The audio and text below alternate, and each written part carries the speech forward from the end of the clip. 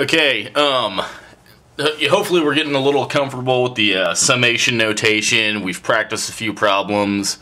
One of the kind of pain in the butt things though is that we end up, if your index of summation, your stopping number, like we talked about, is pretty big, you find out you're going to be writing out a lot of terms on your paper, and if the terms consist of some weird expressions, then it gets even worse.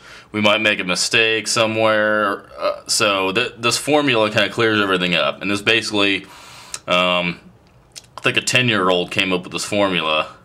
His name was Gauss, French guy, really smart to do something like this. So this formula right here, basically, this notation right here, S sub n will always be the sum of the nth terms.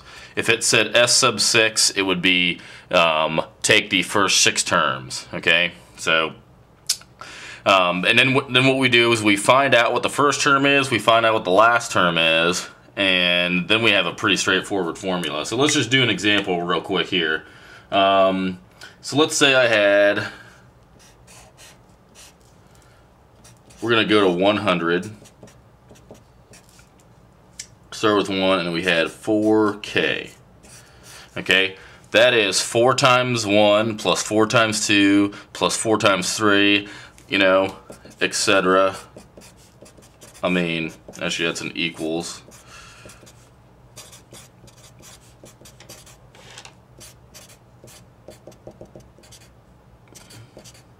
Okay, so we would seriously go for a long time. Okay, but this formula makes it a little easier. So what's the first thing we need to look for? First thing, let's look for a sub 1. Okay, and we'll just write that down. Okay, a sub 1 is equal to 4. Okay, a sub n would actually be a sub 100. So what would a sub 100 be? That'd be 400, right?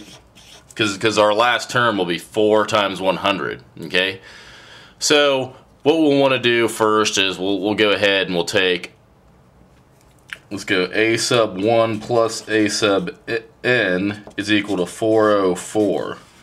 Okay, now how many terms are in this guy, right? There's 100 terms.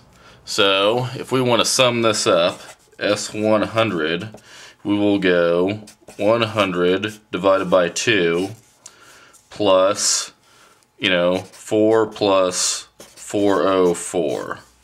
Okay? Which if we 4 times 400, sorry, I got ahead of myself. There's 50. Okay?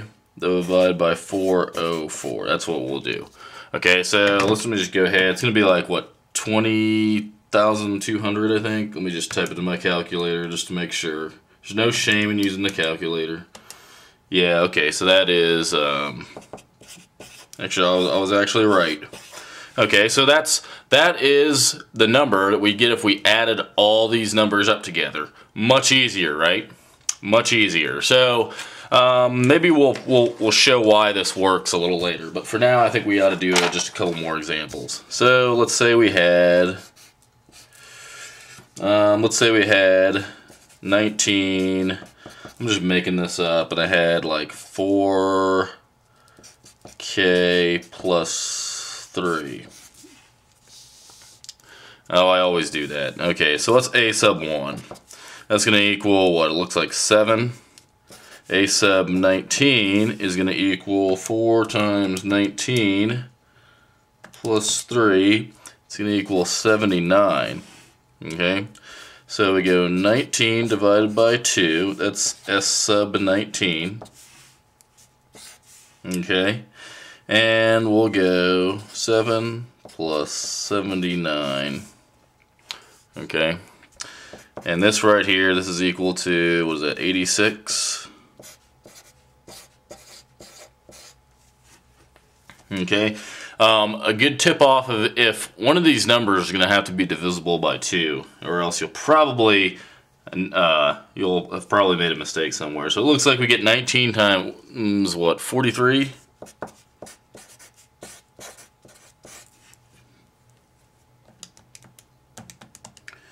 And that should be 817. Let me check this a different way and see what, make sure. Yep, so that's right there. Let's do another example. Oops, I don't want to do that. Oops, I'm going to hide that. That was bad. I don't want to confuse you. Let's go 30. Actually, let's do something different. Let's just start with regular, this is just our regular formula right here. Our regular 1 plus 2 plus 3 plus 4, except it starts at 4, doesn't it? It starts at 4 instead of, so this one would be equal to 4 plus 5 plus, that's how that series would look right there. So, let's check this out, and let's, first of all, how many terms are in here? We're looking for S sub 30, right?